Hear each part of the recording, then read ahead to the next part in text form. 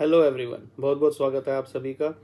जैसा कि हम लास्ट वीडियो में बात करके गए थे कि भाव के अंदर डिमांड क्रिएट हुई थी और उसी डिमांड के कारण पिछले पूरे हफ्ते में 29 मई 2023 से 2 जून 2023 तक भाव लगभग ऊपरी लेवल्स पर ट्रेड करता रहा। उसकी इस बड़ी सिंपल सी वजह थी, जैसा कि हमने लास्ट वीडियोस में बात की थी, कि भाव के अंदर डिमांड क्रिएट हुई थी जो कि 26 मई 2023 को जनरेट हुई थी। लेवल्स थे 18,390 से 18,410 स्पॉट निफ्टी के।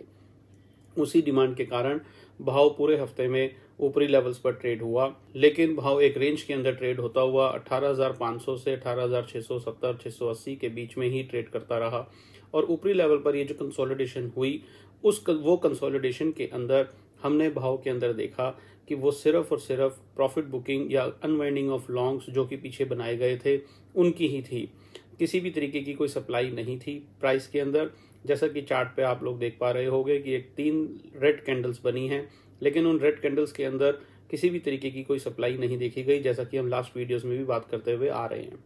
अब आगे की राह क्या? कल 5 जून 2023 के लिए सेम वही कहानी है दोस्तों। प्राइस मूवमेंट के अंदर, प्राइस एक्शन बिहेवियर के अंदर कोई चेंज नहीं है और बाय ऑन डिप्स का ही बाजार बना हुआ है।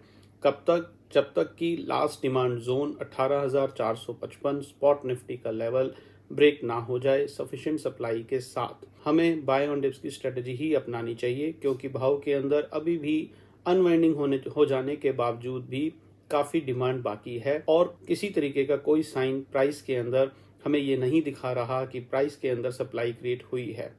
सो बाय ऑन डिप्स का बाजार है कल के लिए। 5 जून 2023 की हम बात कर रहे हैं। अगर किसी वजह से भाव नीचे आता है और यू टर्न लेता है सफिशिएंट डिमांड के साथ, तो हमें और बाइंग करनी चाहिए।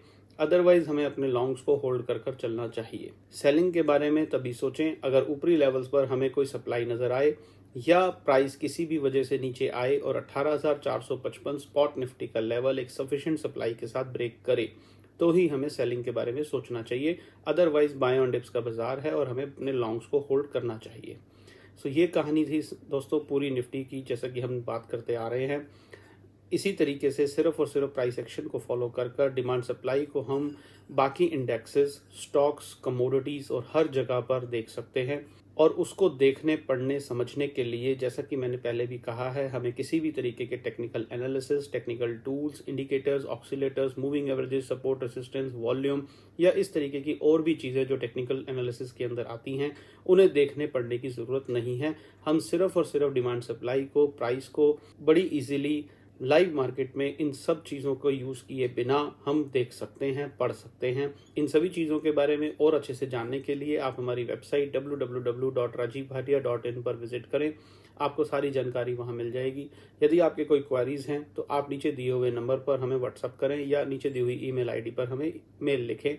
आपकी सभी क्वेरीज की पूरी जानकारी आपको दी जाएगी।